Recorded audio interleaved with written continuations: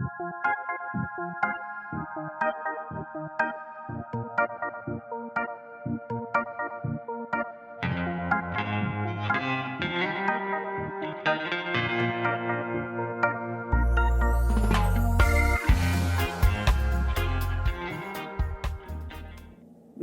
in the UK, it's checklist midwifery. It's systemic, tinned midwifery ready for conception. I did study midwifery in the year 2000. I practiced in the UK until 2004. Then I went back in 2015 until 2021. In this time, I've been in huge hospitals in several cities. I've been in Birmingham, I've been in London, I've worked at universities. So I've been in big hospitals in Birmingham, in London, in Cambridge. I've worked in almost every aspect of midwifery. I've worked in antenatal and postnatal ward. I've worked in labor ward. That labor ward for me working in labor ward, it's like a vegan working in a slaughterhouse. I've worked in a birth center and in the community. I've worked at university. I've been a lecturer in 2 different UK universities, and it's all the same crap, to the point that after 20 years being a midwife, I deregistered. I'm not a member. I don't belong to the NMC anymore because I don't believe in this way of practicing midwifery.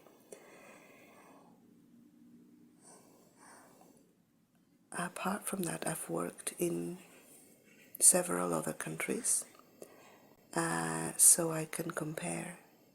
And not that midwifery is any better in the countries where I've worked at, but I remember going to the UK. It was, wow, midwifery in the UK. I'm from Spain, and I've worked in Spain, and when I came back from having trained and worked in the UK, I was like a little goddess, and people were like, wow, you study there, that's just so great, isn't it? I was like, nope, it's probably, it might be even worse, even more medicalized. Midwives might be a little bit less autonomous in Spain. Well, they can practice independently, not that they can do that in the UK anymore. But it wasn't. Midwifery, it's dying. If in the last hardened breaths of its life.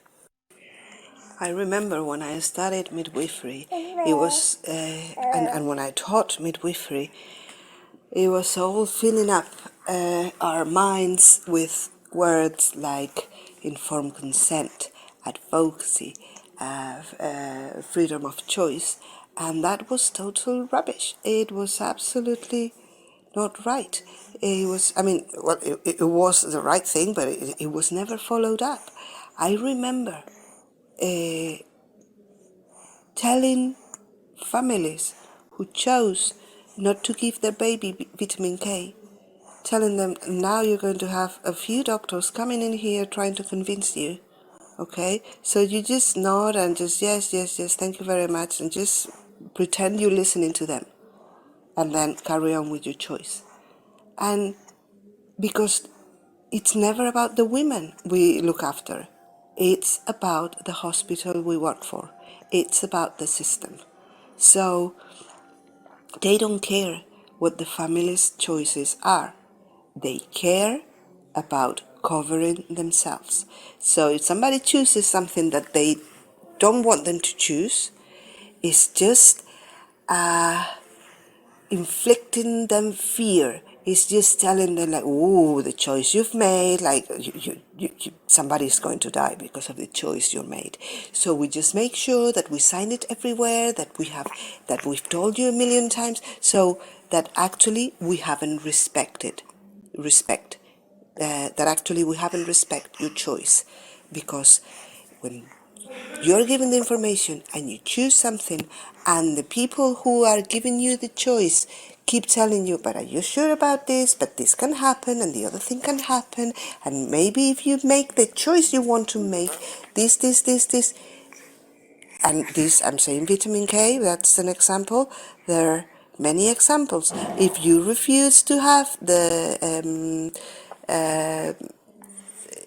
third stage injection, it would be exactly the same. And the way choice was given in many cases was like, do you actually want to have a tiny little sharp on your leg to minimize your bleeding, or do you want to, play your chances of bleeding to death? It was just like, okay, that's not really informed consent. You're actually telling me which one I should choose, and which one you're comfortable with me choosing, and which one you're not. And the choice was like this, on and on and on. It was midwives, it was doctors, it was everyone. If a woman didn't choose an induction, and then she wouldn't dilate, so this woman is put on, she's given the prostaglandins gel, then she's put on oxytocin drip, and then she doesn't progress. And then they tell her, now your next option is a cesarean section. And then she said, oh, how did we get here? I don't want a cesarean section. Oh, now we've got a problem, because obviously she didn't truly consent for the Cinto. So she's going to be told, okay, then if you don't have a section, your baby might die, or you might bleed, this, that, the other thing, when it was like, hey, but you never told me that when you started the induction. That was never discussed. So it's a time for revolution, and it's a time to say enough. It's a time to realize that midwives are at the side of women, not at the side of the system. So when I started teaching at university, I thought, like, oh, maybe if I can teach from the origin, if I can have a say in midwives' minds as they start, it might be a possibility that we change things. But the vast majority of them didn't want even to listen. They would ask, does this go into the exam? And if it wasn't, they would switch off. It's like, we are here to get that paper that we've been told it's so important to get. And they've been told that paper is so important to get because a lot of them have been trying in many different universities until finally they get it. And this makes a kind of ghetto against those students who don't get in. So the ones who get in is like, wow, we're super great, and they would do anything to get that bloody paper that says that they're midwives, when they are very unsafe midwives, when they are midwives who practice for the system. They're midwives who practice for those who employ them. They're not there for the women, but they think they are. So what happens is they have many internal conflicts, because they think that, oh, I'm going to do what the woman wants, until the woman wants something that is not on the books. And when the woman wants something is not in the books, it's like, oh shit, now I am the minion of the system who is going to try and bring this woman into the place we want her. A hospital, it's a business. And a business doesn't want to have empty beds. And a business doesn't want to have people waiting in the wards, even if they don't need to be induced. So if you are in the ward just waiting, I don't know, because you're in early labor and you're scared to be at home because you haven't have the right support to tell you that being at home is just the best place for you, then you're going to go down to have an induction. And then if you're waiting for being seen because it's, I don't know, this is like, you actually need to be in hospital, and other people come in labor, then you're going to keep on waiting. Because as a business, they prioritize. And what is the priority? The priority is to have those wheels turning. It's not you, it's not your baby, it's not the families there. It's making their business work.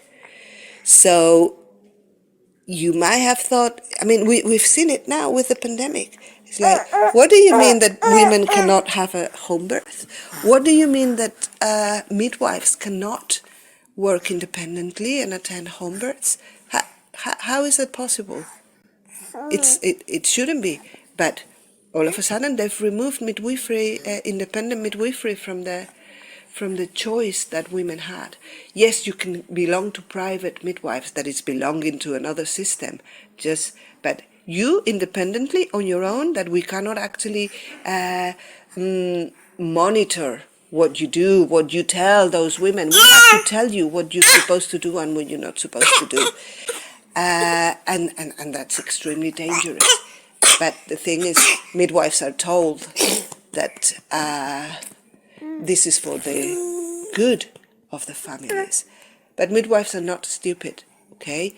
And they're starting to realize, and they're starting to see that there's much more brewing than they're actually told. So we're starting a midwifery revolution, and this is a worldwide revolution. Lua.